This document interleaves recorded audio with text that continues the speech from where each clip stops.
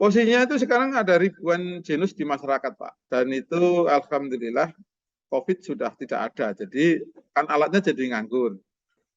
Kami ngontak ke sejauh mana yang kita bisa kontak para holder pemilik genus itu untuk jangan dijual dulu, tolong ditunggu kami karena kami saat ini sedang paralel melakukan uji klinis, Pak. Salah satu uji klinis ya dilakukan itu adalah untuk deteksi kanker serviks. Ini dilakukan oleh teman-teman dokter dan juga tim kami. Kemudian yang sekarang sedang jalan juga paralel adalah deteksi tuberkulosis, Pak. Ini juga krusial karena kita itu juga termasuk negara ketiga terbesar tuberkulosis. Itu juga bahkan uji klinisnya itu dilakukan juga di rumah sakit di Timika, Pak ini.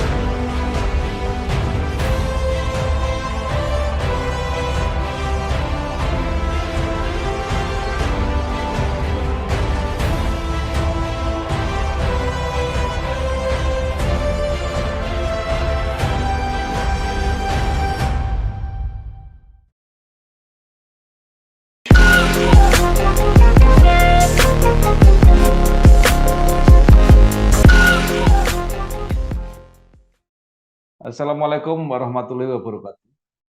Waalaikumsalam warahmatullahi wabarakatuh. Bersama saya Bambang Sadono di kanal Inspirasi untuk Bangsa. Mudah-mudahan kanal ini selalu bisa memberi inspirasi, motivasi, dan edukasi. Kami sedang mempersiapkan beberapa video wawancara untuk ikut memberi makna 73 tahun Universitas Gadjah Mada. Menurut rencana wawancara ini akan kami bukukan menyusul buku pertama yang sudah kami terbitkan. Sekarang saya sudah bersama dengan salah seorang alumni, tetapi sekaligus sekarang juga menjadi Dekan Fakultas Matematika dan Ilmu Pengetahuan Alam, yaitu Profesor Dr. Engineering Kuat Triyana, MSc. Apa kabar, Prof? Alhamdulillah sehat, Pak Bambang. Pak Bambang gimana? Sehat? Iya, alhamdulillah.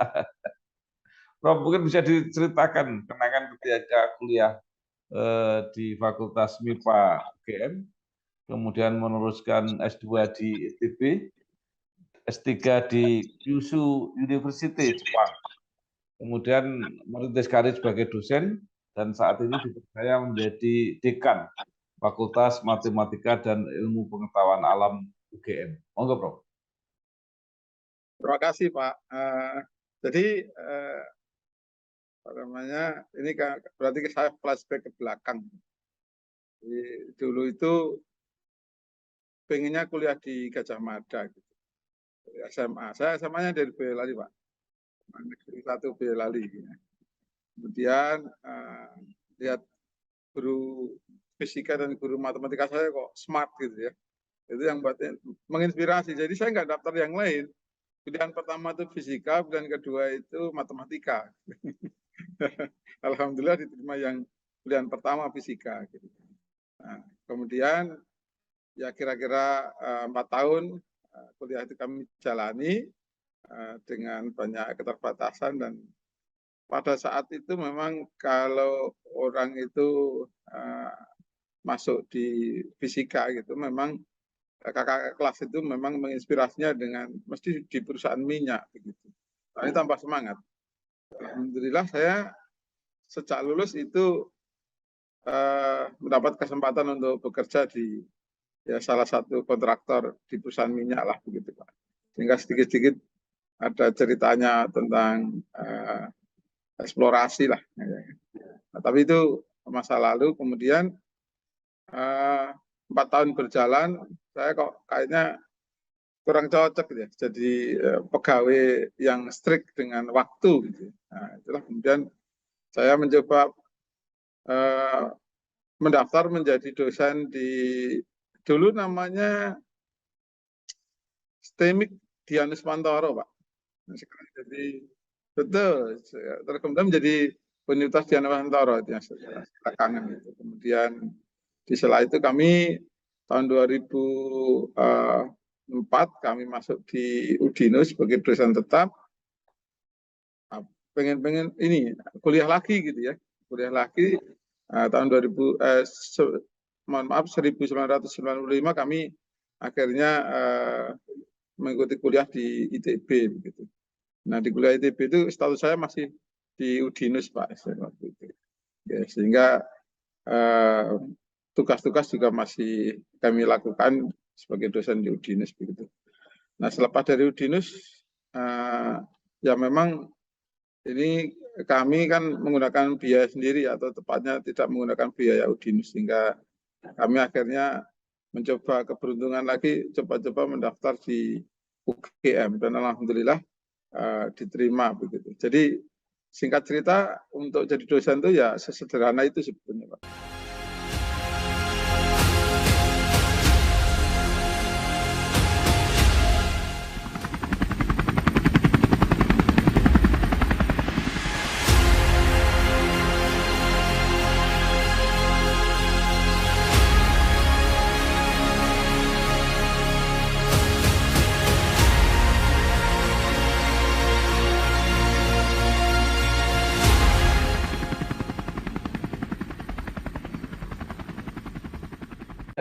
Tahun berapa Pak mulai di UGM? Tahun 1997 Pak. Jadi selepas lulus S2 itu kami di UGM. Ya. 97 Pak ya, bukan 2007 ya? 97 Pak, mohon maaf tadi kayaknya ada yang salah ya. Ya, tidak apa-apa. Salah tadi. Ya. Nah, kemudian perjalanan sampai menjadi dekan, Pak. Wah, kalau yang seperti ini tidak pernah kebayang kan, Pak. Jadi sebetulnya dalam perjalanannya setelah menjadi dosen kan kami kemudian diminta untuk melanjutkan tugas belajar kan. Waktu itu kami diterima di Austria sebetulnya, tapi pengumuman untuk keberangkatan itu lebih duluan yang ke Jepang. Jadi kami mendaftar 2 tempat dan akhirnya kami memilih yang ke Jepang di Kyushu University. Ini yang membawa ke sana. Sepulang dari Jepang, kami kebetulan belajarnya di bidang yang waktu itu sangat seksi sekali, Pak. Bidangnya itu smart material gitu ya, bidang material cerdas atau material maju gitu. Sehingga sempat itu menjadi satu topik penelitian di Universitas Gadjah Mada setelah kami pulang itu. Dan waktu itu kami sempat ditunjuk sebagai ketua klaster, gitu, klaster sains dan teknologi.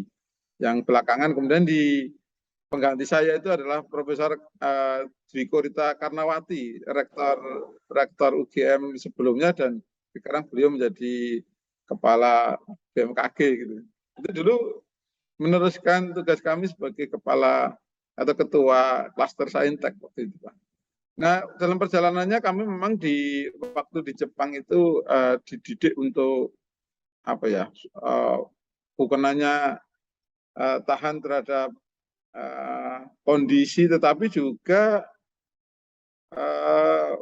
harus lembur-lembur gitu, Pak. Jadi kalau saya bayangkan kalau teman-teman kuliah di sana jam 4, jam 5 sudah sampai di apartemen lagi, kalau kami itu kadang-kadang harus menginap begitu, Pak, karena kami ini kan waktu itu kami penelitian tentang sel surya tetapi dari polimer begitu, sehingga preparasinya itu mulai dari pagi jam 7 nanti sampai sore hari itu kami baru dapat fabrikasi awal, nanti jam 10 malam itu baru selesai, Pak. Jadi dari jam 10 malam nanti dilanjutkan dengan karakterisasi hasil itu kadang-kadang sampai jam 3 pagi gitu.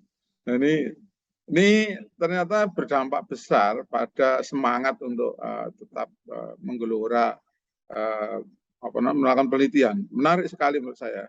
Dan ini kebiasaan itu saya bawa pulang, dan di belakangan setelah kami pulang, kami punya banyak mahasiswa, kemudian topik penelitiannya memang sengaja saya ubah Pak, dari yang semula ke device sel surya organik dan sejenisnya, termasuk yang sekarang kita kenal dengan OLED Pak, Organic Light Emitting Diode, itu kan juga terkait dengan hal yang sama gitu ya.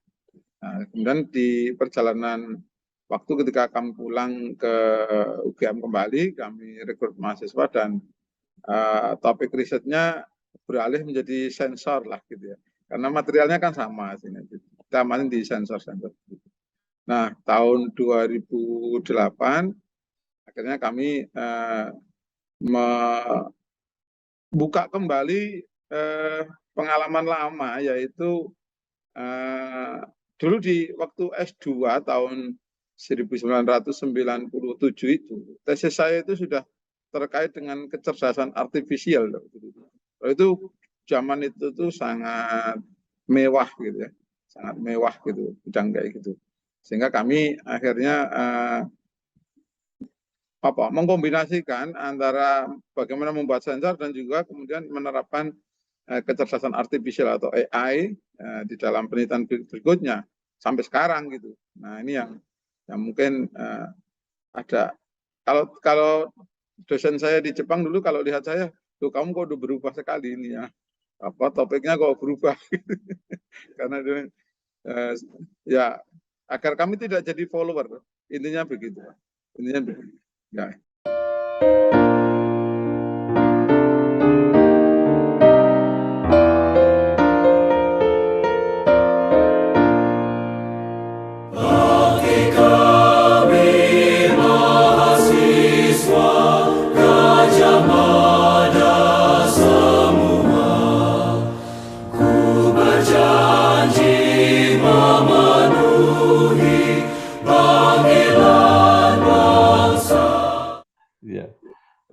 Baik, sebelum menjadi dekan, Bapak sangat populer ketika menciptakan Genus, ya, alat pendeteksi virus COVID-19. Nah, itu mungkin bisa diceritakan, Pak, kenapa tiba-tiba menghasilkan alat itu? Dan sekarang masih digunakan apa enggak?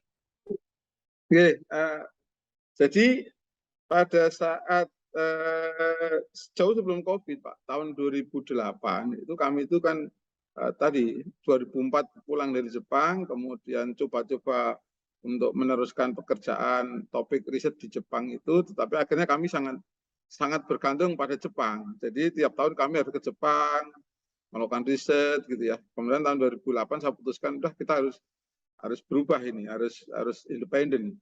Akhirnya kami pertama kali mengembangkan alat yang namanya ENUS, Pak, Electronic Nose. Waktu itu masih sangat sederhana sekali. Nah, dari situlah kemudian banyak varian, karena dulu kebetulan kami di-challenge dari salah satu perwira polisi di Mabes Polri begitu untuk mengembangkan alat yang bisa dipakai untuk mendeteksi narkoba. Di awal begitu. Jadi dulu electronic nose atau e-nose itu dipakai untuk mendeteksi narkoba, dan itu yang pertama kali, Pak.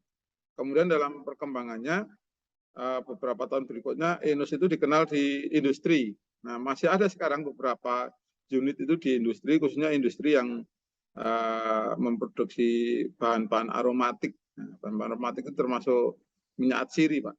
Sampai sekarang masih ada di sana, walaupun saya yakin sudah nggak dipakai lagi karena itu versi lama sekali gitu ya.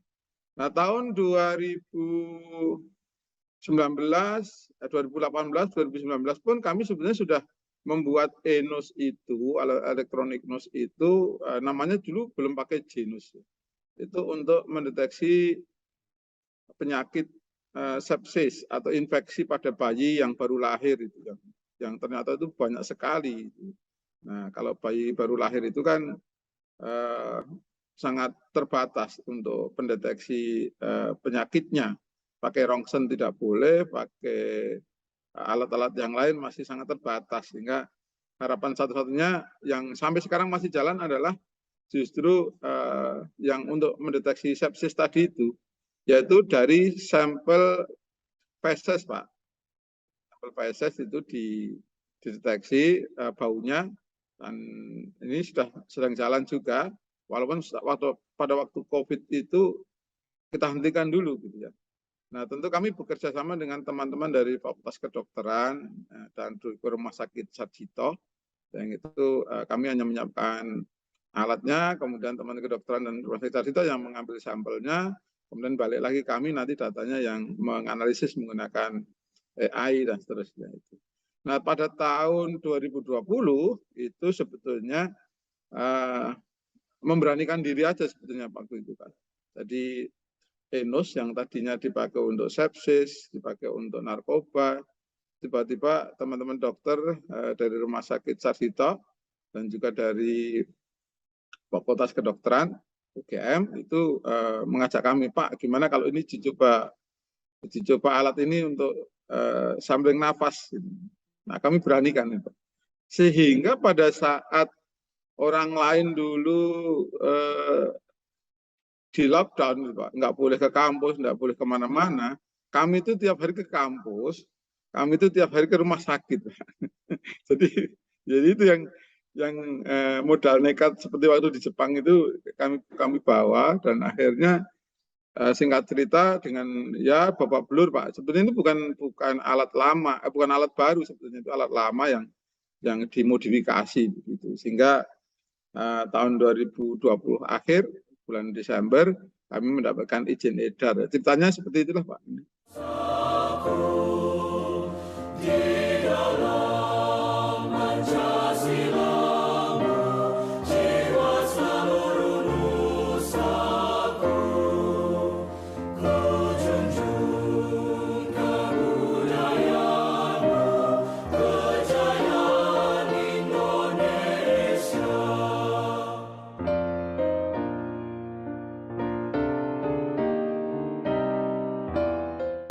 Baik. Nah, dengan populernya itu ya pada saatnya itu, orang sekarang mungkin menyadari bahwa MIPA itu bukan lagi ilmu murni, Pak ya. Kalau dulu kan orang mengatakan bahwa itu ilmu murni, tapi ternyata terapannya banyak sekali.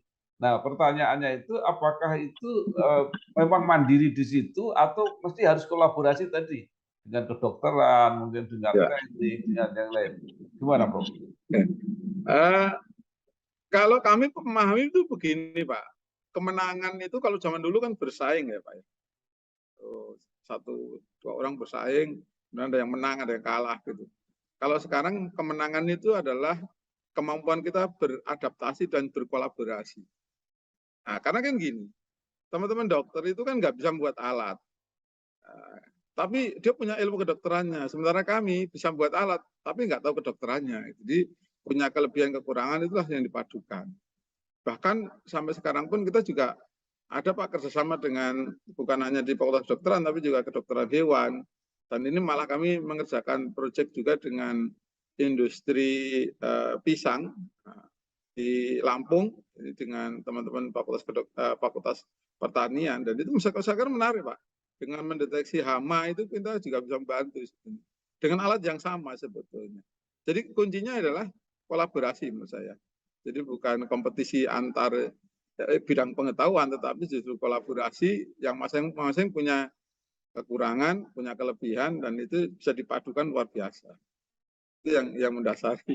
Iya, jadi artinya anggapan bahwa matematika, fisika itu ilmu murni tidak betul lagi, Pak? Atau memang nggak ada lagi sekarang? Masih, Pak. Masih. Kalau itu memang kita pertahankan.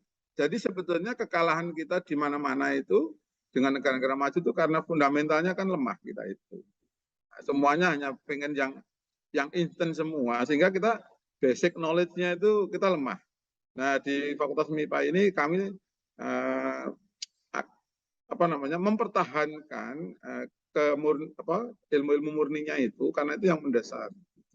Jadi tetap aja, Pak. Hanya dalam tataran tertentu memang kemudian kita melirik ini loh aplikasinya gitu ya. Dan produk kami itu bukan satu-satunya, Pak. Ini mohon doanya juga, kami sedang menghilirkan produk yang lain lagi. Salah satunya adalah alat deteksi gempa, Pak. Jadi ini sedang dalam taraf pre-mass production terbatas, sekitar 40 unit gitu ya. Jadi ya dikatakan murni, memang kami fokus juga di murninya. Justru dengan begitu, Pak, fundamental ini kan menginisiasi suatu inovasi ya sebetulnya. Jadi kalau kita nggak tahu fundamentalnya, itu ada perbedaan kelakuan alam sedikit saja kita tidak tahu gitu ya. Nah, dengan fundamentalnya sehingga kita bisa lebih eksis menurut saya.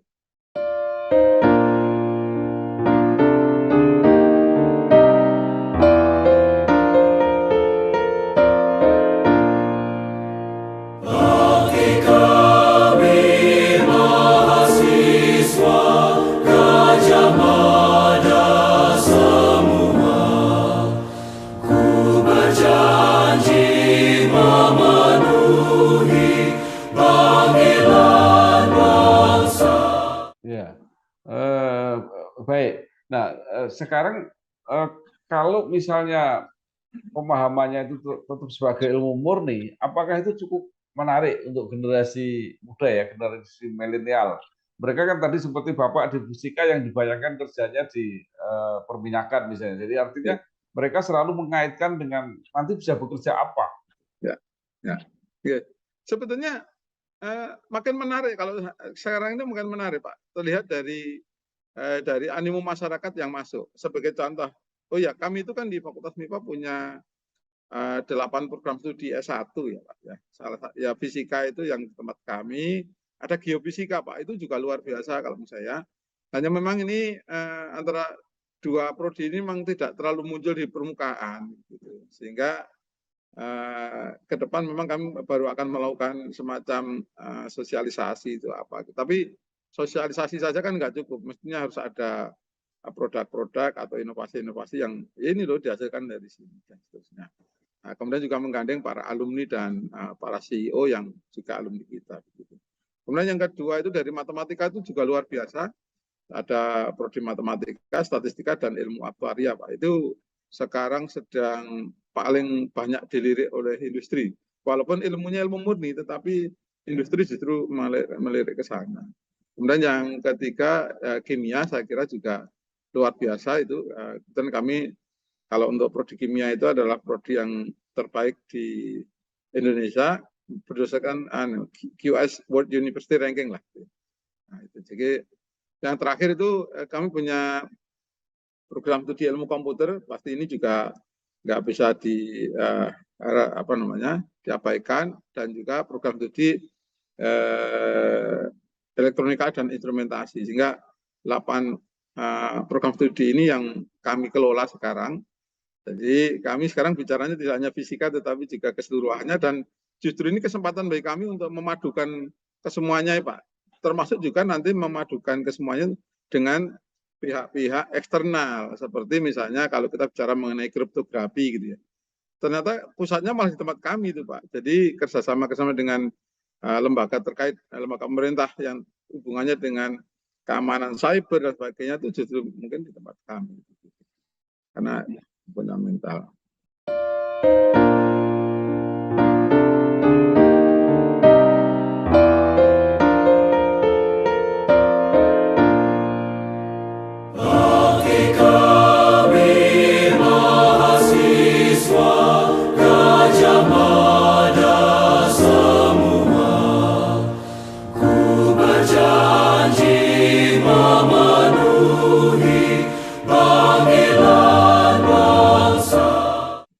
Kalau bedanya tadi Pak, kimia di MIPA dengan teknik kimia itu seperti apa? Oke, jelas Pak. Jadi kalau kimia di MIPA itu kan fundamental Pak, riset-riset dasar.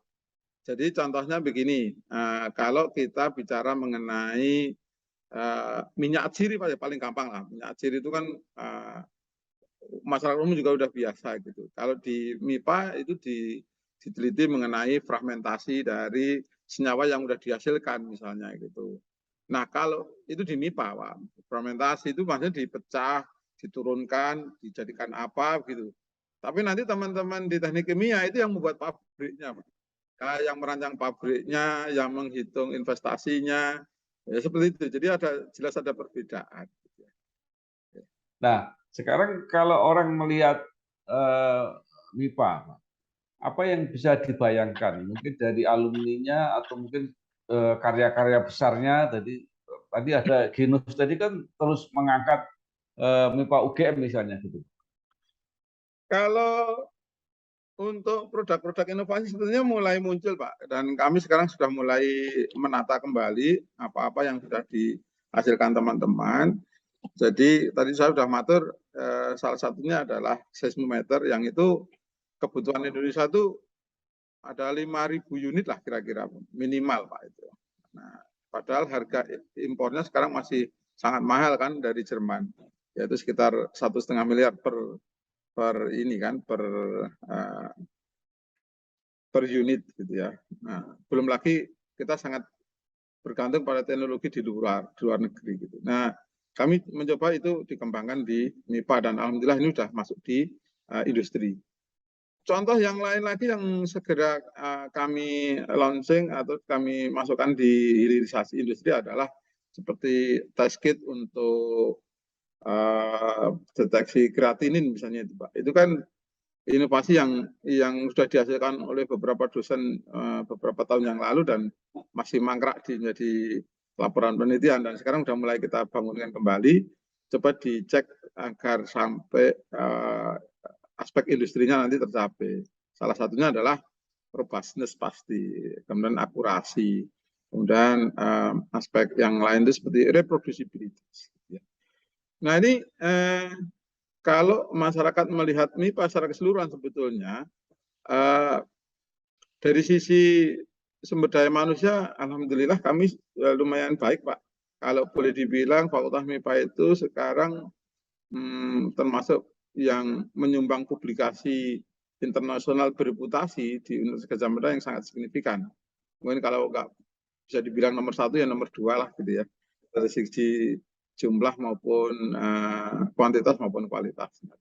Bagi kami alma mater, ku berjanji setia, ku penuhi dharma bakti, untuk Ibu Pertiwi, di dalam persatuanmu, jiwa seluruh bangsa.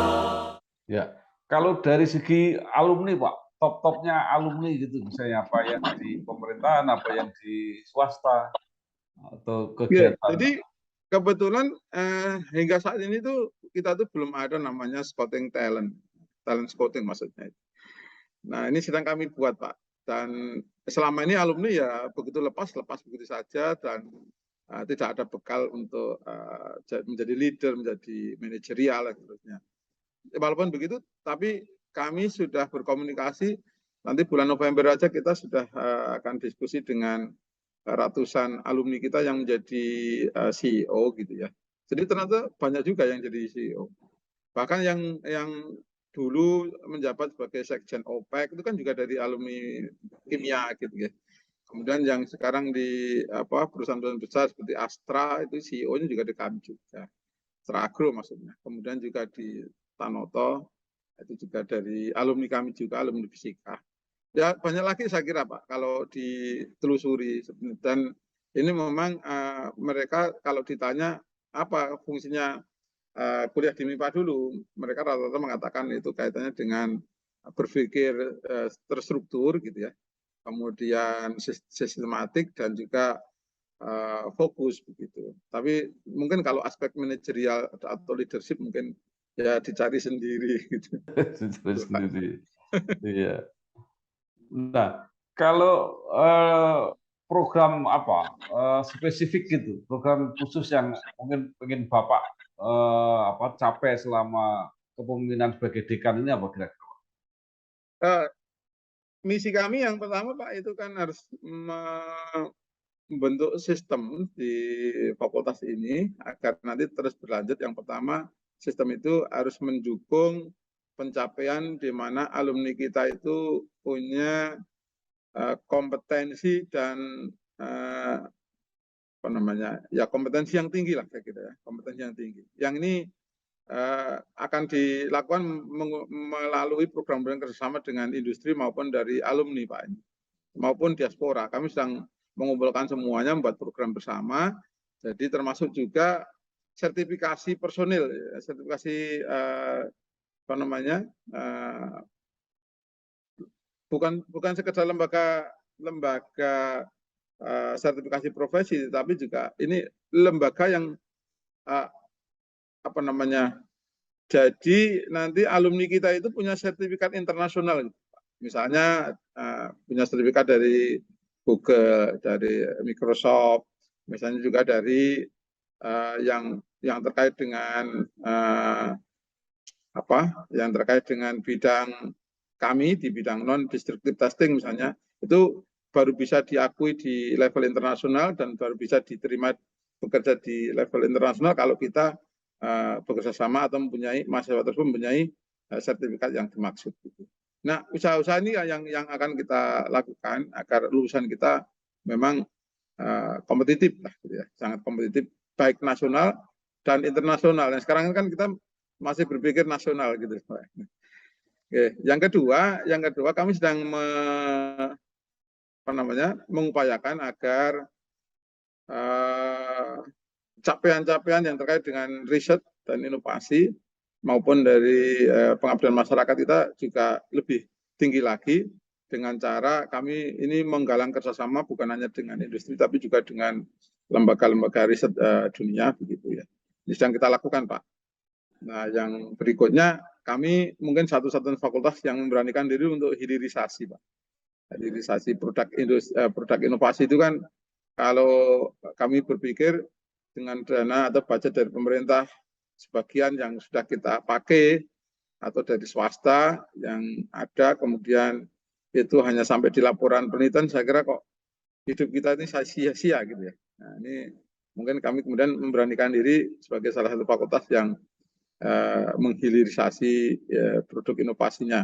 Tentu nanti kerjasama dengan universitas begitu. Tiga poin itulah saya kira Pak.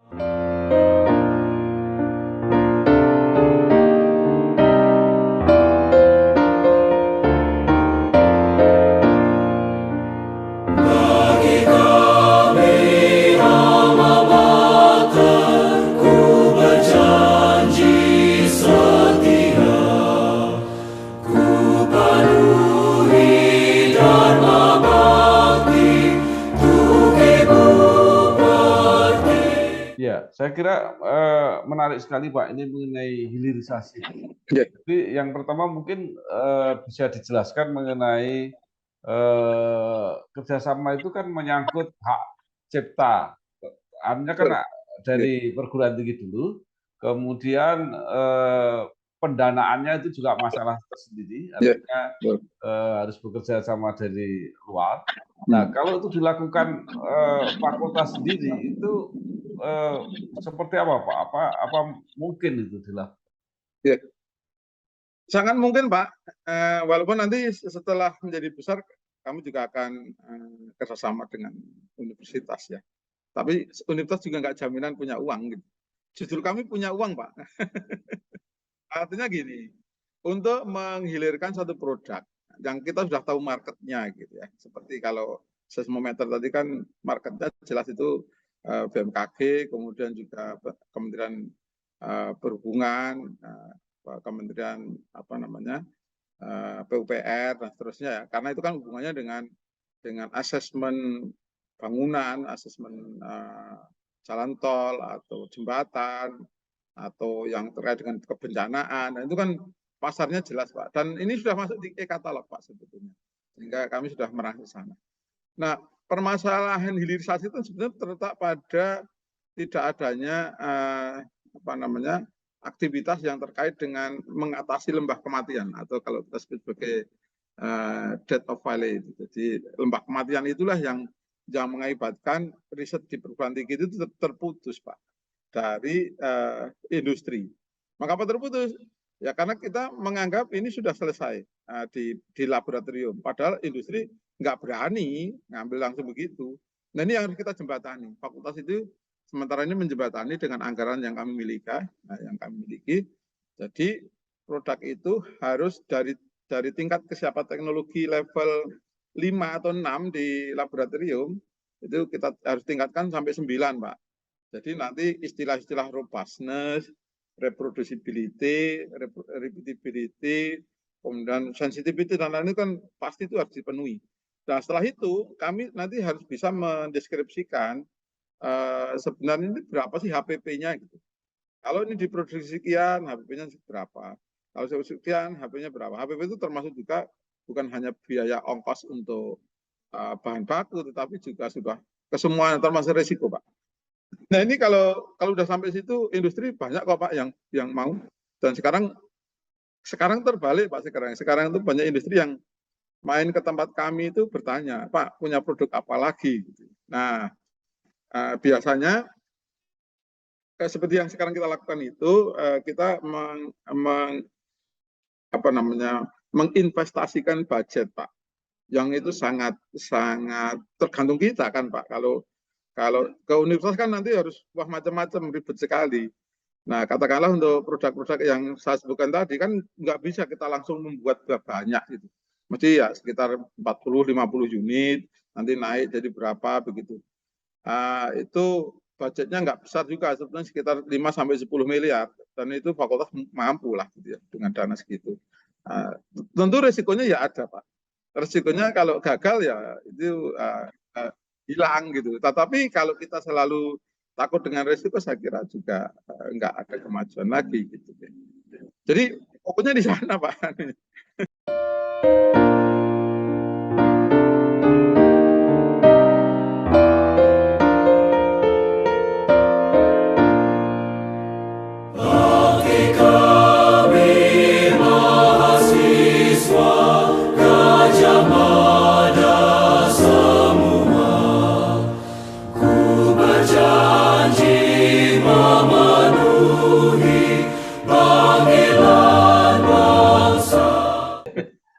Terakhir Pak, tadi Bapak mengatakan bahwa masih ada program-program yang masyarakat itu belum paham. Nah, memerlukan sosialisasi dan mungkin literasi gitu. Itu apa yang harus dilakukan? Ya kalau literasi yang terkait dengan di masyarakat Pak, sekarang sebetulnya sudah tidak perlu sih Pak, bahwa oh ini loh, ayo masuk ke MIPA gitu, nggak perlu sekarang itu, soalnya animonya juga sudah sangat tinggi begitu. Hanya yang perlu kita tingkatkan adalah menarik mahasiswa asing yang mau studi di sini gitu. Ini sedang kita coba lakukan Pak, dengan kerjasama dengan kedutaan besar di Jakarta gitu ya, kedutaan besar negara-negara sahabat Jakarta, juga kunjungan-kunjungan ke termasuk industri juga sekarang mulai tertarik Pak dengan di MIPA untuk melanjutkan S2 maupun S3 Pak. Ya ini kami soalnya membuat program by riset gitu ya. By riset itu mahasiswa tidak perlu harus di kampus setiap hari, tetapi risetnya itu ya riset yang ada di industrinya itu, misalnya dengan Pertamina, mohon maaf saya sebutkan itu misalnya. Jadi itu kasus yang masalah yang ada di Pertamina itu nanti kita cocokkan dengan expert yang kami miliki, kemudian si pegawai Pertamina tadi tidak perlu harus setiap hari di kampus, dan dia bisa menyelesaikan studinya dalam waktu 3 tahun dengan catatan syarat kita agak berat Pak, yaitu harus publikasi di jurnal internasional bereputasi minimal 2 ya. Kalau itu sudah terpenuhi dia lulus lah. Oh ya tadi satu hal yang belum saya jawab ya, mungkin nanti kalau mau ditambahkan yang apakah genus itu masih dipakai. Nah tadi kan kayaknya belum saya jawab ya. Oke, posisinya itu sekarang ada ribuan genus di masyarakat Pak, dan itu alhamdulillah COVID sudah tidak ada, jadi kan alatnya jadi nganggur. Kami ngontak ke sejauh mana yang kita bisa kontak para holder pemilik genus itu untuk jangan dijual dulu, tolong ditunggu kami, karena kami saat ini sedang paralel melakukan uji klinis Pak. Salah satu uji klinis ya dilakukan itu adalah untuk deteksi kanker serviks. Ini dilakukan oleh teman-teman dokter dan juga tim kami. Kemudian yang sekarang sedang jalan juga paralel adalah deteksi tuberkulosis, Pak. Ini juga krusial karena kita itu juga termasuk negara ketiga terbesar tuberkulosis. Itu juga bahkan uji klinisnya itu dilakukan juga di rumah sakit di Timika, Pak, ini. Jadi kawan-kawan dari kedokteran itu merelakan diri juga untuk membawa ke sana, memberikan pelatihan, kemudian mengakuisisi data dan sebagainya. Dan nanti kalau sudah terkumpul data-data itu, selama uji klinis nanti kami yang menganalisis. Jadi masih banyak, Pak, peluang-peluang yang kita bisa lakukan.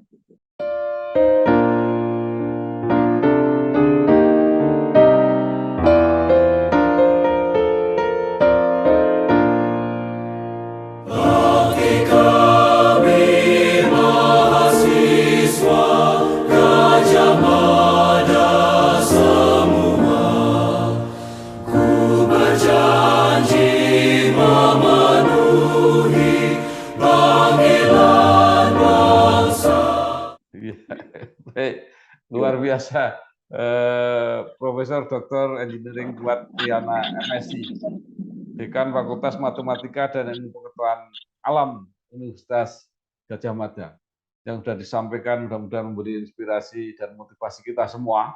Banyak hal yang bisa dilakukan, mulai dari ilmu murni sampai peluang dan tantangan untuk menjadi terapan. Program hilirisasi luar biasa semangatnya supaya penelitian di perguruan tinggi tidak berhenti di perpustakaan dan laboratorium. Sekali lagi terima kasih, Prof. Terima kasih, Pak Bambang. Sukses dan sehat selalu. Ya, wassalamualaikum warahmatullahi wabarakatuh. Waalaikumsalam warahmatullahi wabarakatuh. Di dalam Pancasila.